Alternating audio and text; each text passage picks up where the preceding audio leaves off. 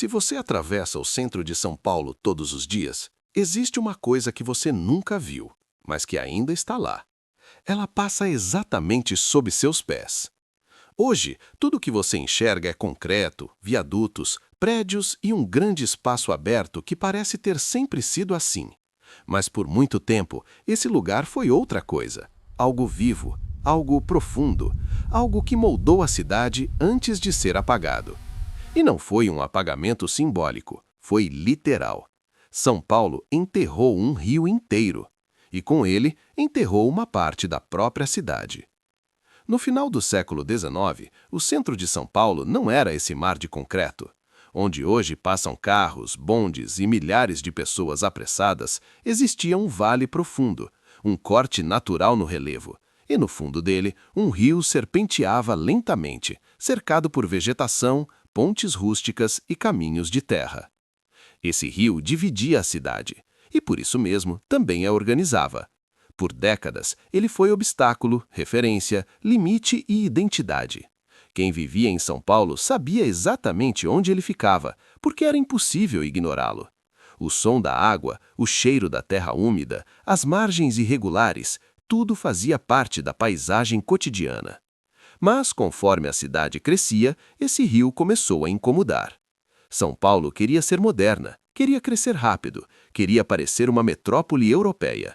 E o vale estava no caminho. O que antes era natureza passou a ser visto como problema. O rio que dava forma ao centro começou a ser associado a sujeira, doenças, atraso. A solução parecia simples. Se ele atrapalha, basta escondê-lo. Se o vale divide a cidade, é só preenchê-lo. E foi exatamente isso que fizeram. Aos poucos, o rio foi sendo canalizado, coberto, sufocado.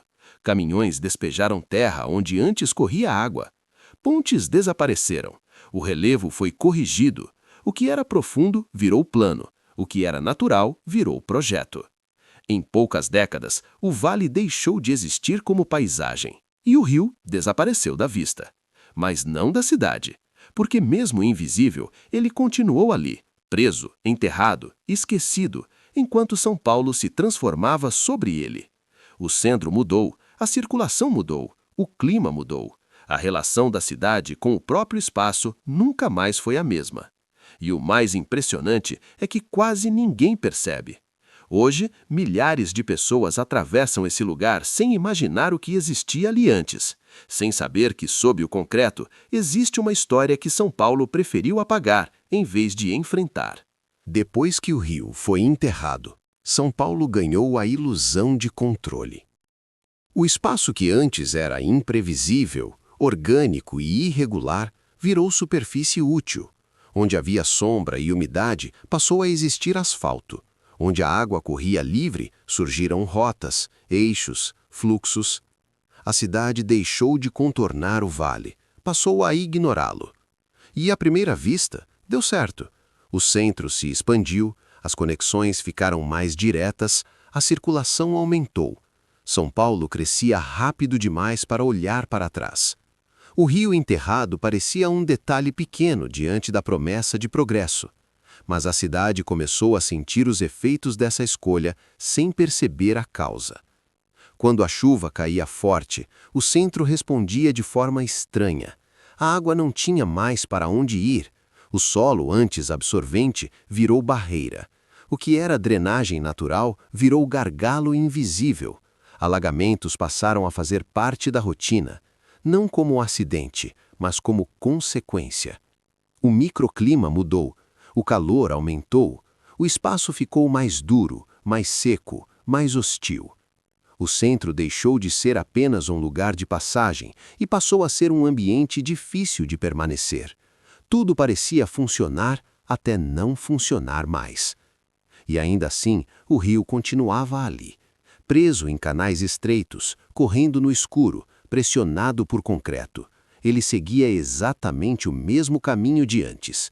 Invisível, mas ativo, silencioso, mas presente. A cidade construiu por cima, mas nunca conseguiu apagá-lo de verdade. Hoje, quando você cruza o Vale do Anhangabaú, quase nada denuncia essa história. O espaço é amplo, aberto, geométrico. parece planejado para sempre ter sido assim.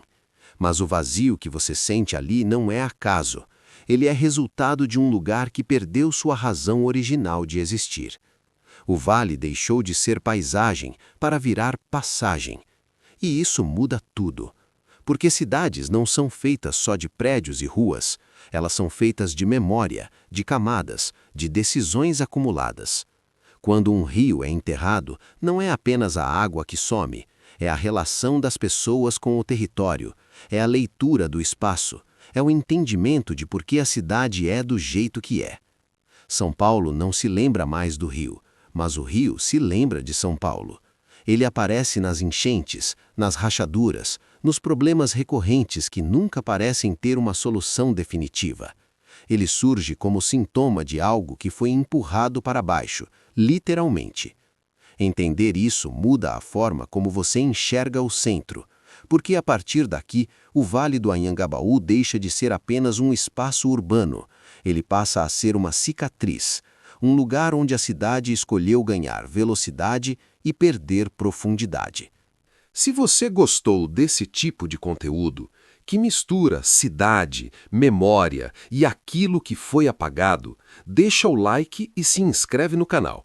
Isso ajuda muito a continuar trazendo histórias como essa, que estão escondidas à vista de todos. E se tiver algum lugar que você atravessa todo dia e sente que tem algo ali que ninguém mais percebe, comenta aqui embaixo. Talvez seja o próximo vídeo.